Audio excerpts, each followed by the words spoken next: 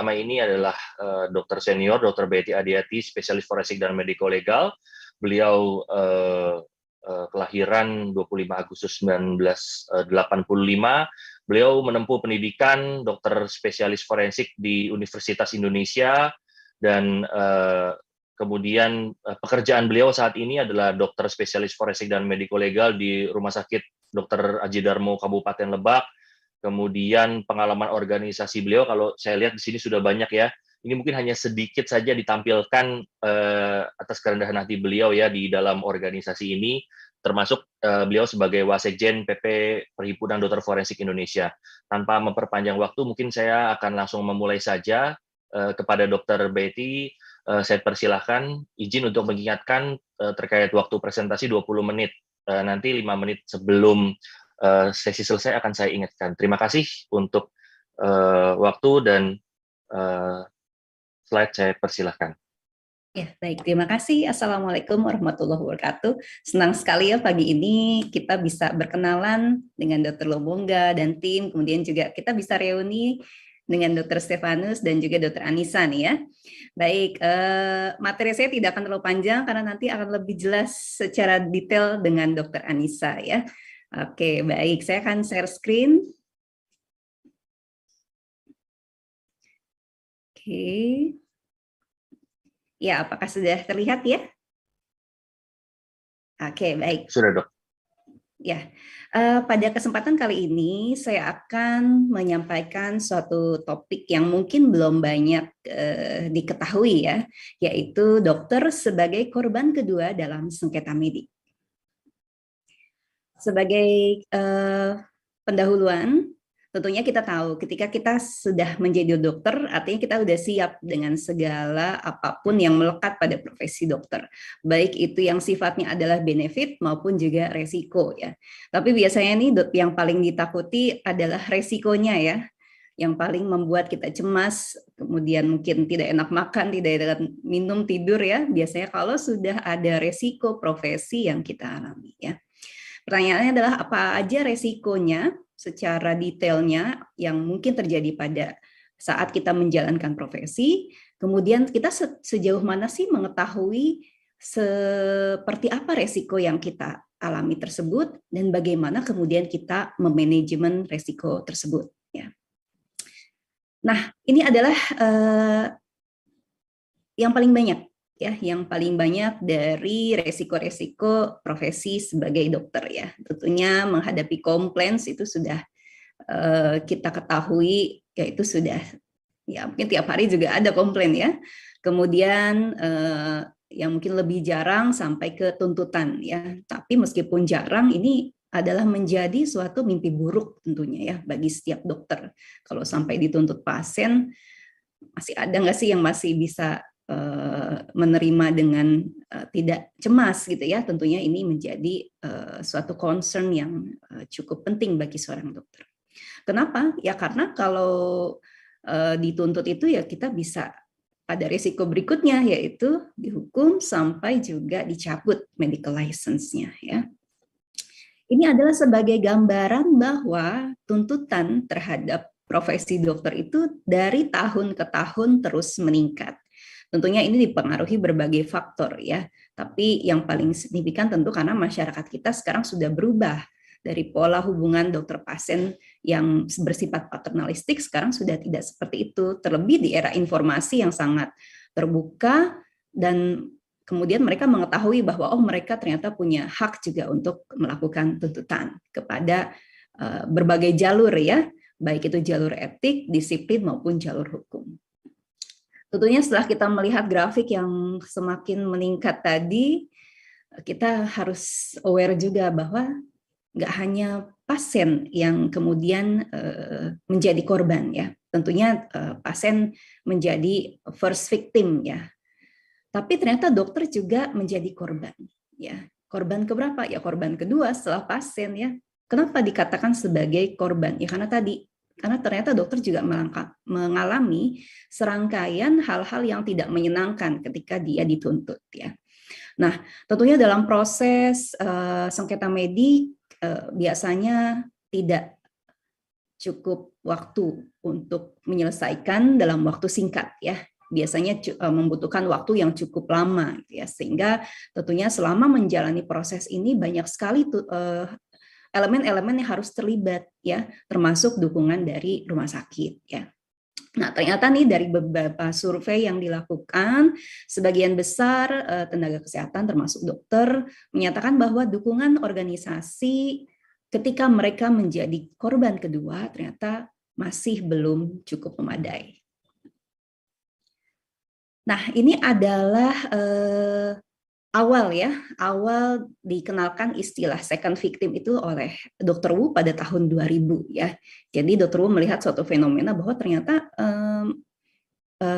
profesional kesehatan itu juga mengalami kok yang dialami umumnya sebagai victim gitu ya, sebagai korban ya.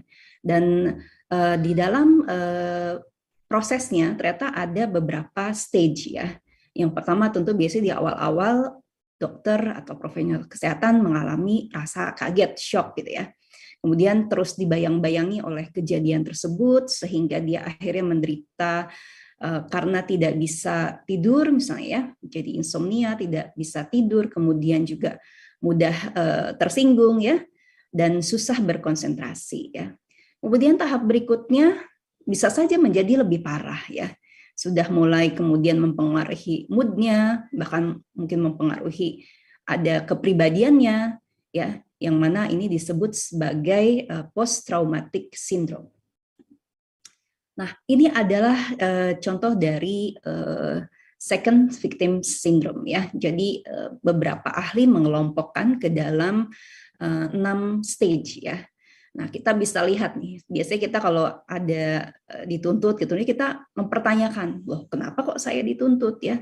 Kemudian mulai gitu kan kecemasan, berpikir apa ada yang salah gitu ya. Padahal misalnya dia merasa semuanya sudah berjalan sesuai prosedur gitu ya. Kemudian juga berikutnya dia akan ketika dia misalnya setelah menelaah, kemudian ternyata merasa ya, meskipun belum terbukti ini, tapi merasa wah jangan-jangan ada kesalahannya di langkah salah satu langkah dari sekian langkah gitu ya, atau di aspek-aspek lain ya. Kemudian akan juga mulai ketika dia sudah merasa ada sesuatu yang salah, kemudian dia juga mulai terpengaruh gitu ya, integritas personalnya. Kemudian dia mulai mengira-ngira, nih orang lain memandang saya seperti apa ya, sejauh saya memandang seperti apa ya.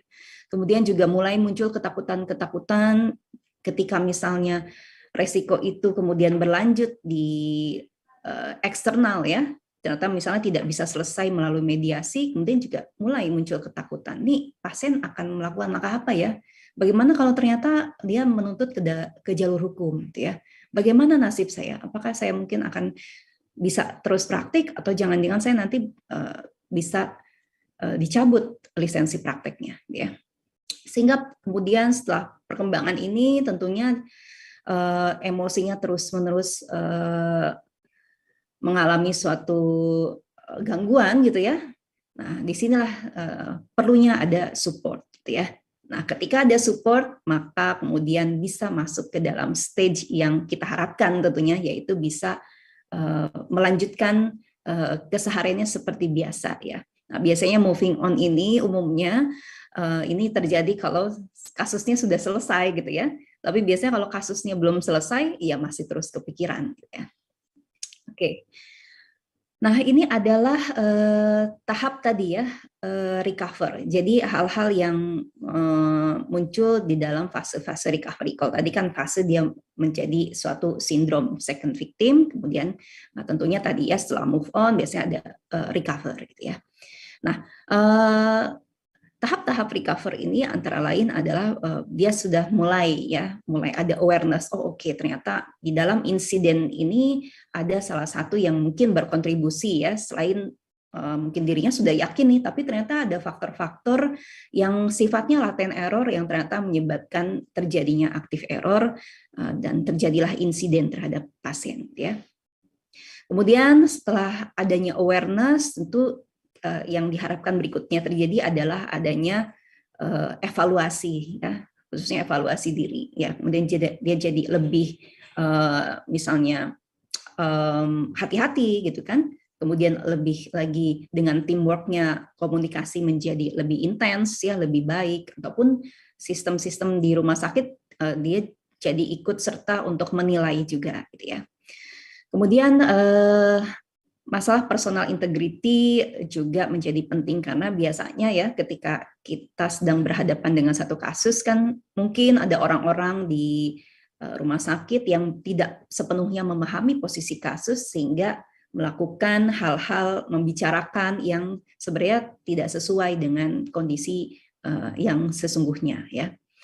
Oleh karena itu di sini ada urgensi ya, ada urgensi untuk kemudian menangani secara komprehensif gitu ya, karena ternyata problemnya yang nggak hanya pada dokter atau tenaga kesehatan yang mengalami tuntutan ya, tapi ternyata pada lingkungan dan juga sistem yang ada di rumah sakit ya. Tentunya pada tahap recovery juga dibutuhkan kenyamanan untuk juga menjalani ya, karena tadi tidak mudah. Biasanya mereka berharap ya, ini ada yang dampingin nggak? Ini kepada siapa saya harus bicara? Apakah rumah sakit menyediakan nggak psikolog, psikiater, atau tim-tim pendamping lain? Saya bisa percaya nggak tim-tim yang mendampingi ini bahwa mereka bisa sepenuhnya memahami apa yang dialami oleh second victim tersebut ya. Kemudian tahap berikutnya ya tadi ya akhirnya kemudian selesai mengambil pelajaran dari insiden dan yang lebih baik lagi tentu memberikan masukan kepada sistem di rumah sakit supaya kejadian ini tidak terulang. Oleh karena itu kita bisa lihat bahwa dukungan untuk korban kedua ini sangat penting ya. Jadi program-program keselamatan pasien yang umumnya hanya berfokus pada pasien sebagai first victim, ternyata ini juga sangat erat berkaitan dengan program dukungan terhadap second victim. Kenapa? Kita bayangkan bahwa kalau kita hanya berfokus pada program untuk first victim saja, tapi kita tidak melihat bahwa second victim juga butuh dukungan, kebayangkan misalnya dokternya tidak disupport, kemudian dalam dia berpraktik. Ya, misalnya dokternya ternyata masih juga harus praktik di rumah sakit tersebut, tapi tidak disupport. Tentunya ini menimbulkan resiko baru terhadap keselamatan pasien itu sendiri. Sehingga harusnya baik first victim maupun second victim menjadi suatu program prioritas harus didukung supaya menjadi satu kesatuan untuk menciptakan budaya patient safety. Ya, jadi prioritas ya kita karena sama seperti halnya hubungan dokter pasien kan sangat erat ya. Berarti ketika kita memperhatikan pasien ya kita juga harus memperhatikan dokter dan juga support system lain yaitu tenaga kesehatan lainnya ya. Dukungan yang baik tentunya akan membantu korban kedua tetap bisa bekerja dengan baik ya. Dukungan yang minimal harus disediakan ada psikolog dan psikiater, namun jangan lupa yang tak kalah pentingnya adalah dukungan dalam ketersediaan tim pendamping mediko-legal. Karena sebagaimana yang kita tahu, proses untuk bisa menyelesaikan satu kasus itu umumnya cukup membutuhkan waktu yang cukup lama, sehingga ketersediaan tim-tim pendamping ini akan sangat membantu dokter dalam menghadapi kasus tersebut ya. Nah, sebenarnya program-program yang nanti harus disediakan oleh rumah sakit adalah dalam rangka memberikan keyakinan bahwa mereka korban-korban kedua ini mereka sebenarnya tetap kompeten tuh, capable kok dan mereka valuable ya. Jadi dukungan penghargaan bahwa mereka itu juga tetap menjadi bagian penting dari rumah sakit ya. Nah, ini adalah 5 hak dari second victim ya. Jadi tenaga kesehatan, dokter-dokter yang mengalami second victim syndrome ini dia harus diperlakukan dengan adil, dia memiliki hak untuk dihormati ya. Kemudian juga memiliki hak untuk adanya pengertian dan belas kasih, kemudian juga memiliki hak untuk disupport, dan juga memiliki hak untuk juga berkontribusi untuk memberikan pembelajaran ya. Jadi dia juga harus dilibatkan nanti dalam perbaikan sistem. Nah, sebagai penutup ya, dan juga sebagai trigger awareness buat kita semua ya, jangan-jangan nih, wah tempat kita aman nggak ya dengan adanya fakta bahwa ternyata kita bisa jadi second victim ya. Jadi pertanyaan-pertanyaan yang patut kita ajukan juga mungkin ke manajemen dan diri kita sendiri kalau kita bekerja di rumah sakit adalah antara lain, apakah ada suatu complaint handling system yang bersifat responsif di rumah sakit. Kemudian apakah kita nyaman nggak? Cukup nyaman nggak kita bekerja dengan coworkers kita? Ya. Kemudian ada nggak sih pertemuan-pertemuan rutin, misalnya di komite medik ya, untuk melakukan audit medik tanpa harus menunggu adanya aduan ya. Jadi secara rutin ya audit mediknya. Kemudian bagaimana sih iklim etik yang ada di rumah sakit? Kemudian ada nggak dukungan terhadap ketersediaan asuransi profesi? Kemudian ada nggak ya support system yang menemani kita ketika kita menghadapi komplain, ketika kita menghadapi sengketa medik? Dan tentunya ada tidak second victim support program di rumah sakit tempat kita bekerja? Ya, itu untuk nanti kita diskusikan. Terima kasih Dr. Stefanus. Ini sumber bahan bacaannya ya. Oke, demikian dari saya.